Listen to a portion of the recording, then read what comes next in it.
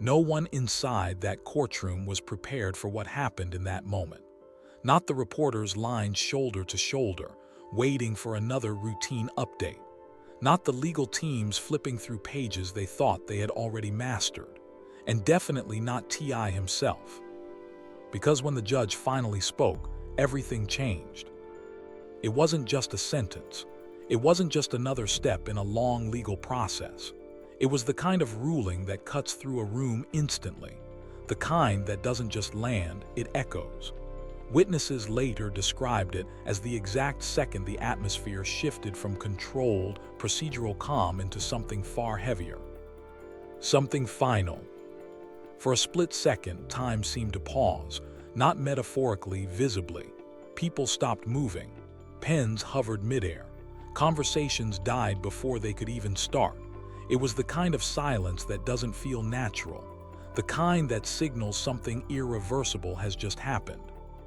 And right at the center of it all stood T.I. For years, his public image has been built on control, precision, a calculated presence that rarely cracks under pressure. Whether in interviews, performances, or public controversies, he has always carried himself like someone who understands the game and knows how to play it. But in that moment, according to multiple people in the room, that control disappeared. Not gradually, instantly. Because the reaction that followed wasn't quiet, it wasn't contained, and it definitely wasn't expected. Instead of freezing, instead of absorbing the moment in silence, witnesses say his response came fast, sharp, intense, almost immediate. His expression changed in seconds, and with it, the energy of the entire room shifted again. This time, into something unpredictable. One person who was seated just a few rows back described it as the moment everything stopped feeling managed. And that distinction matters, because up until then, no matter how serious the case had been, it still felt structured, controlled, governed by rules and expectations. That feeling broke. Security reacted almost instantly. Subtle at first, shifts in posture, heightened attention, but noticeable enough that people nearby picked up on it. Lawyers leaned in closer, voices lowering but urgency rising. Even the judge, according to some accounts, remained firm but visibly aware that the temperature in the room had changed. Because now, it wasn't just about a ruling. It was about a reaction. And reactions, especially in moments like that, reveal far more than words ever could. What made it even more intense is that this wasn't someone unfamiliar with pressure. T.I. has spent decades navigating high-stakes environments. From the music industry to business ventures to public scrutiny, he has built a reputation as someone who thinks ahead, who calculates outcomes, who rarely lets emotion take over in real time. That's why this moment hit so differently. Because it didn't look like strategy. It looked like impact. According to insiders, the days leading up to that sentencing had already been tense behind the scenes.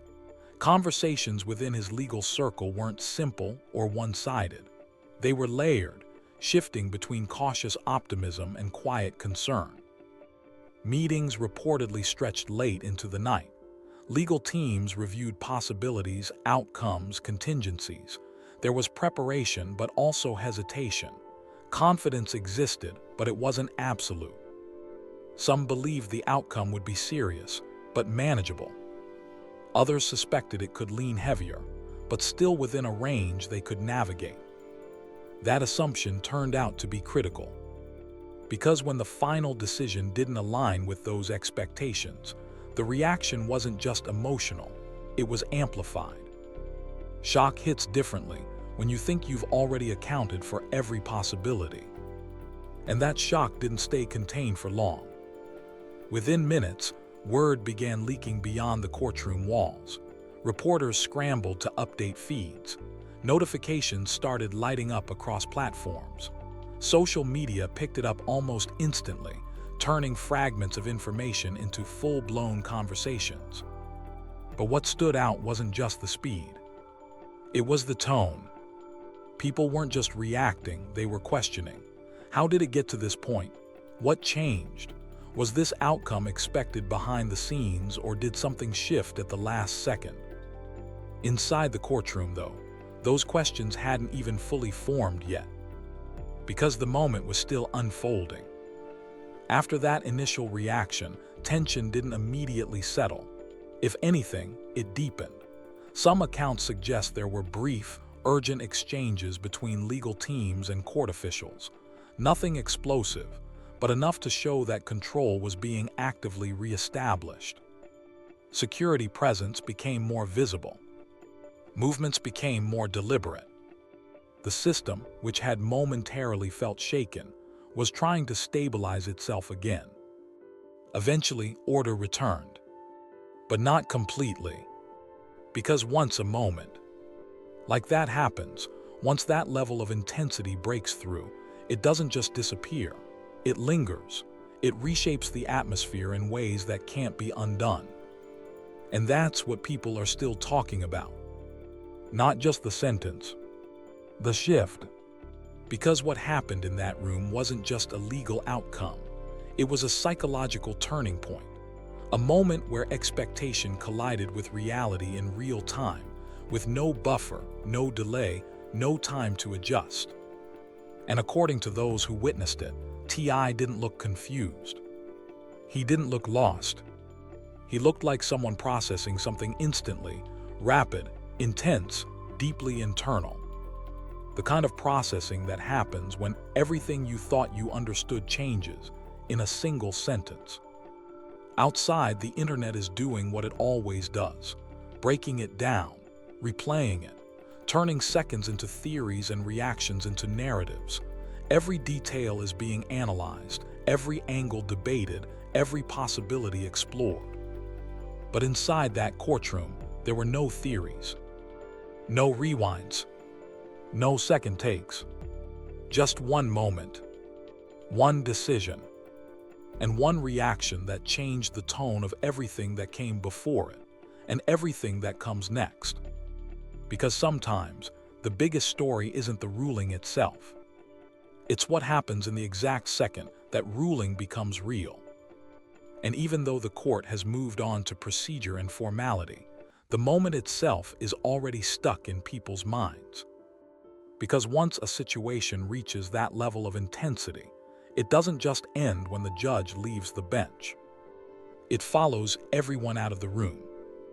And right now, the biggest question isn't what the sentence was. It's what that moment actually did to everyone involved, especially the man who, for the first time in a long time, didn't seem in control at all. The courtroom was already tense before anything even started. According to multiple accounts, the atmosphere that day felt unusually heavy, like everyone in the room could sense something irreversible was about to unfold.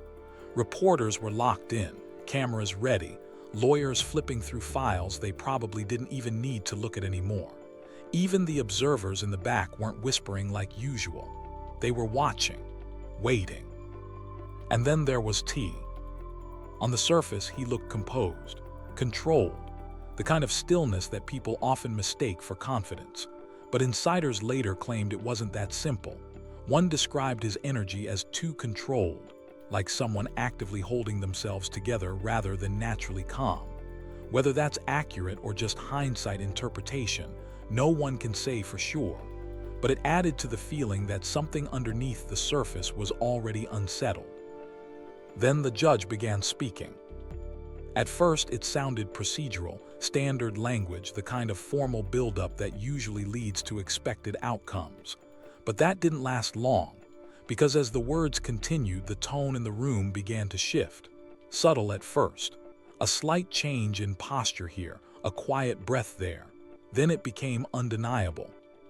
Something was different. People who were there say you could feel the realization spreading across the room in waves. Like everyone was slowly understanding, at the same time, that this wasn't going the way they had predicted. And then the sentence landed. Not softened, not unclear, final. For a split second, everything stopped. No whispers, no movement, no reaction from the crowd. just silence so thick it felt physical, and in that silence all attention shifted to T. Everyone was watching him, waiting to see what kind of reaction would come next. Would he stay calm?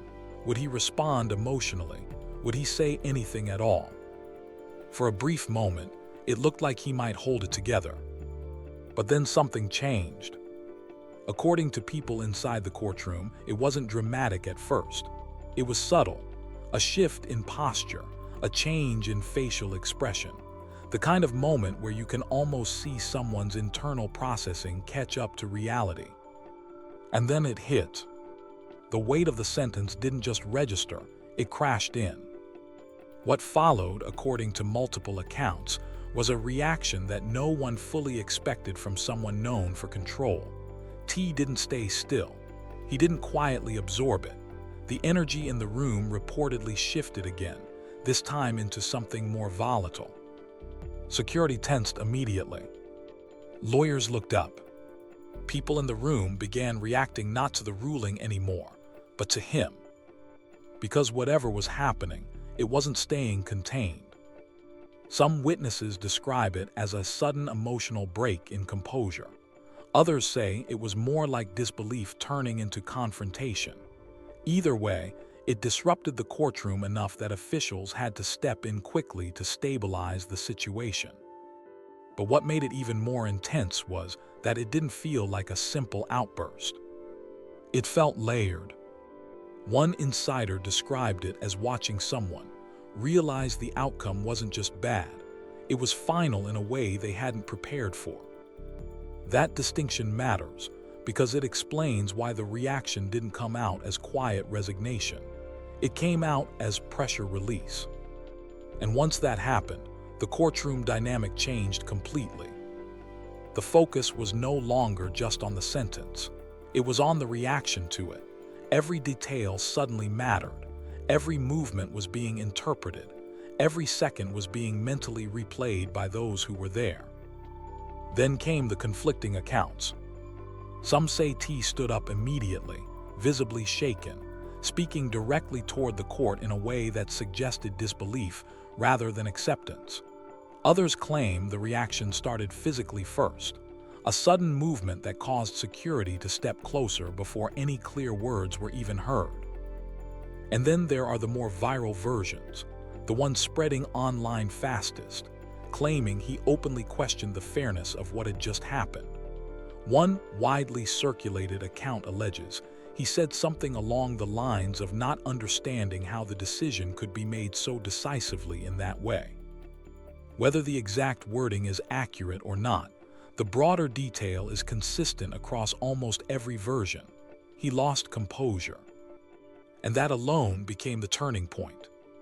Because in a courtroom setting, reactions matter almost as much as rulings. Once control breaks, perception shifts instantly. And that's exactly what happened here. Security reportedly moved closer.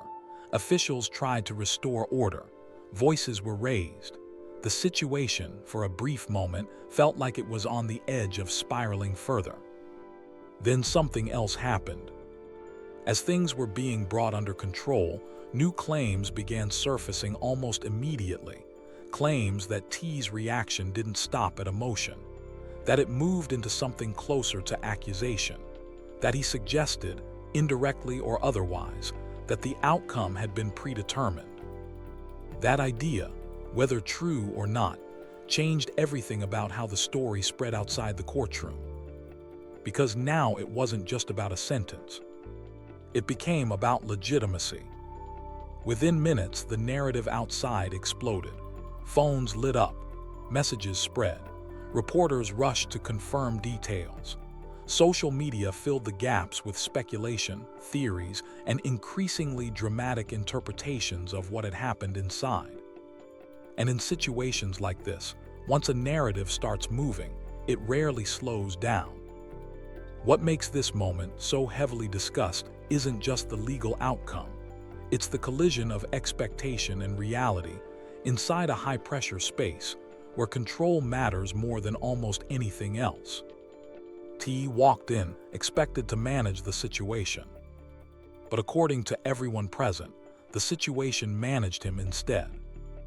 And now the aftermath isn't just about what was decided in court.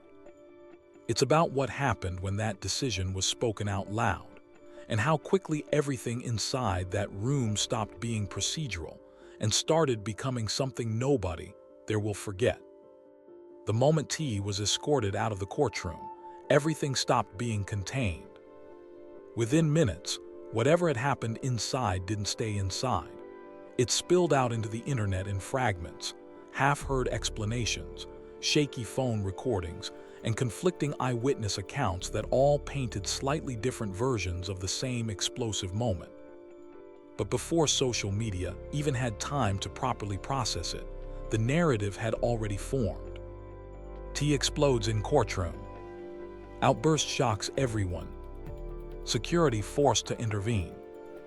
Headlines appeared almost instantly, even though the full facts were still unclear. That's how fast things moved. The story didn't wait for confirmation, it built itself in real time. And the public ran with it. Clips were analyzed frame by frame, comment sections filled with theories. People debated what was real, what was exaggerated, and what was completely misunderstood. But while everyone focused on the visible chaos, something else, something quieter, was being discussed behind the scenes. According to one alleged insider, there was a moment during the breakdown that most people missed entirely. A brief pause in the middle of the reaction. Not dramatic, not obvious, but enough to change the tone of what was happening. They claim T suddenly stopped mid-outburst. Not fully calm, not fully composed, but frozen for a split second, like something had caught his attention. And then he looked. Not at the judge, not at the jury, at someone else in the room. The identity of that person hasn't been confirmed, but the way it's described makes it sound intentional, like a direct acknowledgement, not a random glance. And according to the same source, his expression shifted in that moment.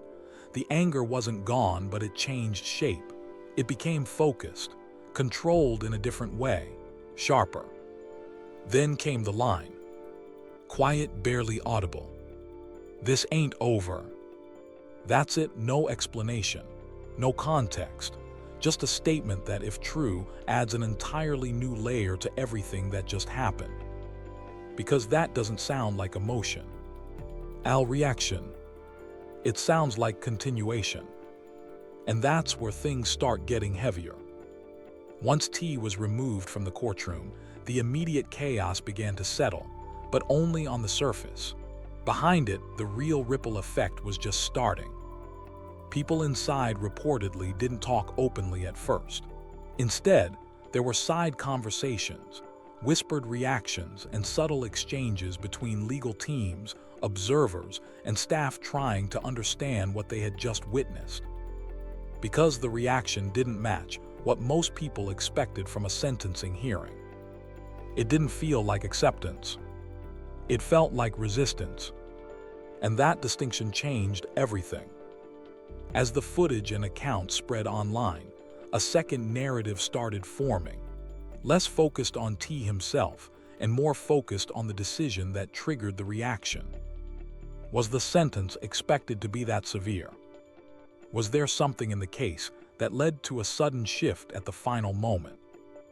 Or was this exactly what was always going to happen, but just not believed until it actually did?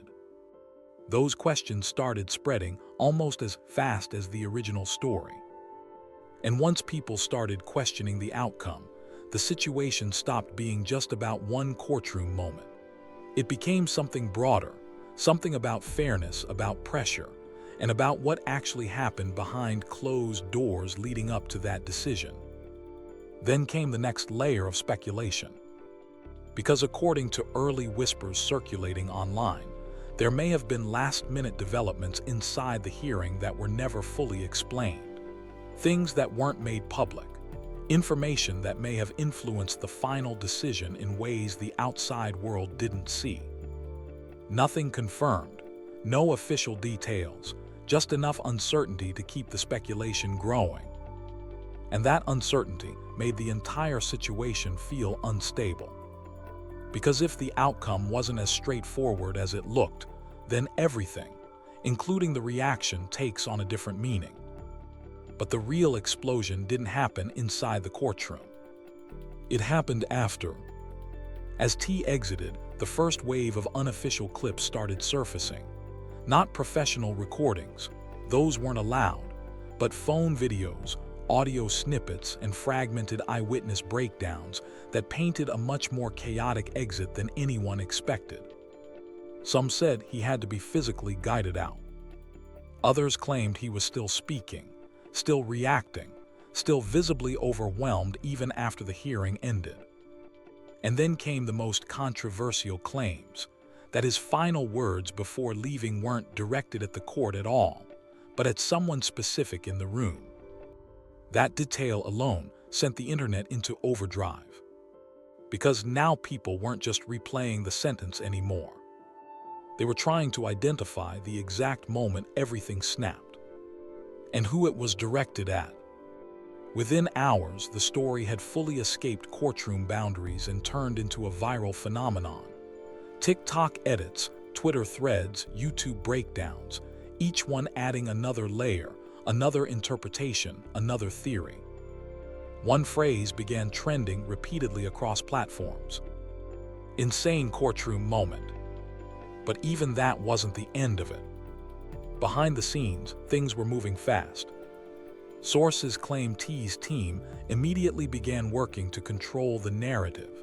Legal conversations, coordinated responses, and urgent discussions about how to address what was now a rapidly spreading public story. Not just the sentence, but the reaction. Because reactions like that don't disappear on their own. They follow the story. And then, just when it seemed like everything was stabilizing, another detail surfaced that shifted attention again, suggesting that what people saw in the courtroom might not have been the full version of events at all. And that's where the situation stops feeling like a single moment and starts feeling like a chain reaction. Because now, the question isn't just what happened in court. It's what happened before it, and what hasn't been shown yet. And just like that, YouTube turned the situation into non-stop content. Every hour, a new breakdown appeared, every thumbnail more dramatic than the last. Courtroom meltdown, T sentence explained. What they're hiding, flashing across screens everywhere. And the more people watched, the less clear everything became. Because every creator had a different version. Every insider had a new detail. Every thread added another layer of confusion. And instead of answers, the internet got noise. Loud, fast, and unstoppable noise. But behind all that chaos, something more serious was happening. Because according to multiple claims floating around legal discussion spaces online, the courtroom moment wasn't just about emotion. It was about timing. And timing, in this case, became everything. People started pointing out something strange. Why did the sentence feel so sudden? Why did it escalate so quickly? And why did T's reaction look less like surprise and more like realization? That question changed the direction of the entire conversation. Now it wasn't just what happened. It became, what did he already know? And that's where things started getting darker. Because a new wave of unverified reports began suggesting that there were conversations before the sentencing that never made it into public record. Side discussions, legal back and forth that didn't fully surface in official summaries. Nothing confirmed, but enough to make people question the gap between what was said publicly and what was allegedly discussed privately. And in that gap, theories started growing. Meanwhile, social media didn't slow down. If anything, it sped up even more. Clips were being slowed down, zoomed in, analyzed frame by frame. People were replaying T's reaction over and over again, trying to catch something others missed. A facial expression, a word, a shift in posture, anything that could explain why that moment hit so hard. And that's when another detail started spreading. a supposed audio fragment from outside the courtroom. Not official, not verified, but widely shared. In it, faint voices could be heard discussing the aftermath. Nothing fully clear, but one phrase stood out and kept getting repeated across posts. He didn't expect that outcome. That single line reignited everything. Because didn't expect implies assumption. And assumption implies prior understanding. So now people weren't just questioning the sentence. They were questioning the entire lead-up. Back inside the narrative storm, attention turned again to T's camp. Not directly, not officially, but through silence. And silence online always becomes its own language. No statement. No clarification. No public response. At first, it was just silence. Not the ordinary kind that follows a courtroom decision, not the routine pause before people gather their thoughts. This silence felt different, heavier, the kind that lingers in the air and makes everyone aware that something bigger is happening beneath the surface. Because when someone like T.I., a figure known for control, precision, and presence, suddenly disappears from the conversation, people don't assume calm, they assume calculation. And that's exactly where everything began to shift. Almost immediately, the internet filled in the gaps. He's building something. He's being told to stay quiet. He's waiting for the right moment. He's not done. Each theory spread faster than the last, pulling the story further away from what was actually known and deeper into speculation. What started as a courtroom moment was now transforming into something much harder to define. Then came the first real spark. A screenshot appeared. No username anyone recognized. No profile history. No followers. Just a single post that vanished almost as quickly as it surfaced. You only saw the reaction, not what caused it. It was gone within minutes. But by then, it didn't matter. Because screenshots don't disappear. And that one sentence was enough to reignite everything. Suddenly, the focus shifted. This wasn't just about T.I. anymore. The spotlight widened, pulling in everyone connected to the situation. People started asking new questions. Who was in that room? Who had access to information the public did? Who might be holding back details? The story stopped being a straight line. It became a web. And at the center of that web was one detail that everyone kept coming back to. The moment everything changed. The instant shift. Multiple accounts from inside the courtroom described it the same way. Normal until it wasn't. Routine until something snapped. Controlled until it suddenly felt unstable. That consistency made people uneasy. Because when different perspectives agree on a single moment of change, it suggests something real happened there, something powerful enough to alter the entire atmosphere in seconds. And yet, no one could fully explain what it was. That uncertainty only fueled the next wave. Public figures began reacting, but carefully. No direct names, no clear statements, just layered comments that sounded more like signals than opinions. Not everything is meant to be public. There's always context people don't see.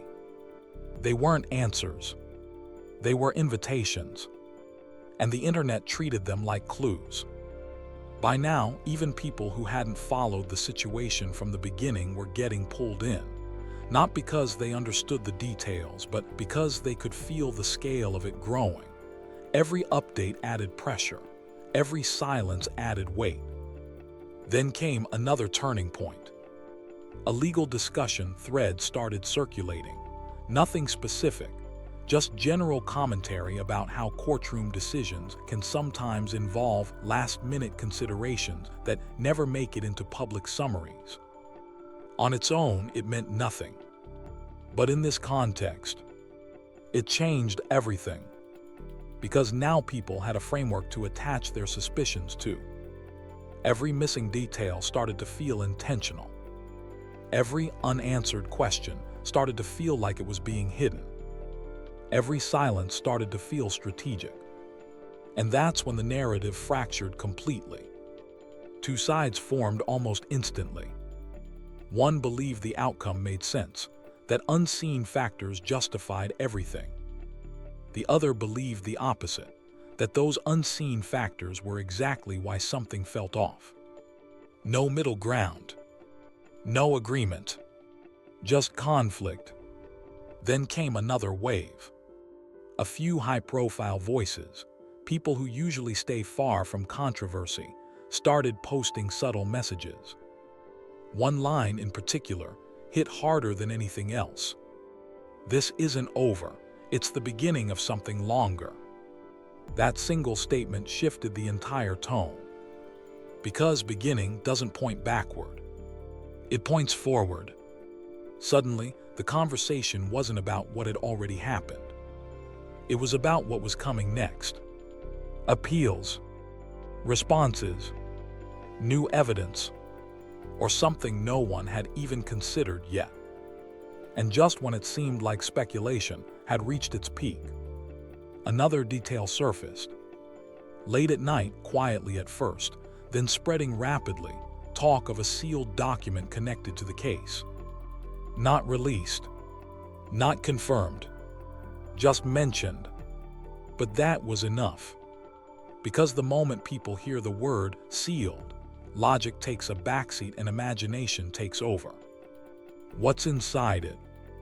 Why isn't it public? Who has access?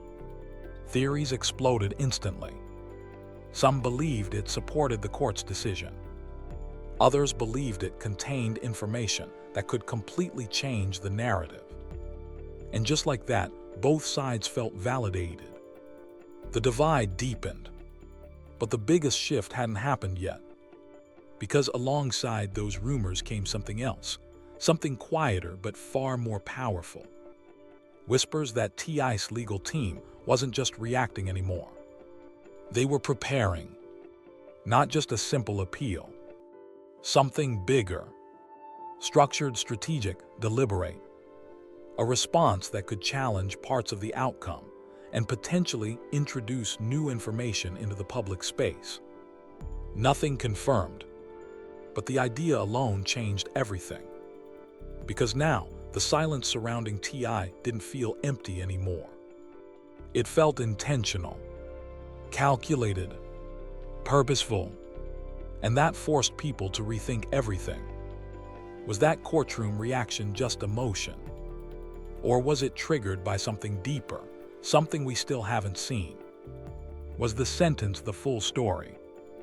Or just one piece of something much larger? The questions kept stacking, but the answers never came. Meanwhile, the internet didn't slow down, it accelerated. Every hour brought new theories, new breakdowns, new insider claims, but nothing solid, nothing verified. Just noise, layered on top of more noise. And through all of it, one pattern became impossible to ignore. The less information there was, the more speculation grew. Because silence creates space, and the internet always fills space. Then, just when things started to settle again, one final post appeared. Anonymous, brief, gone within moments. You saw the reaction, you don't know the reason. And just like that, everything reset. Now the story feels stuck in motion. No clarity, no closure, only build-up. And that's why it still feels unfinished. Because every time it starts to slow down, something pulls it right back in. So now the real questions remain. What's actually in that sealed file, if it exists? What is being prepared behind the scenes? And if new information finally surfaces, will it confirm everything people believe? Or completely rewrite the story all over again? Because one thing is clear. This isn't the end. It's just the part where everything gets quiet, right before it gets louder again.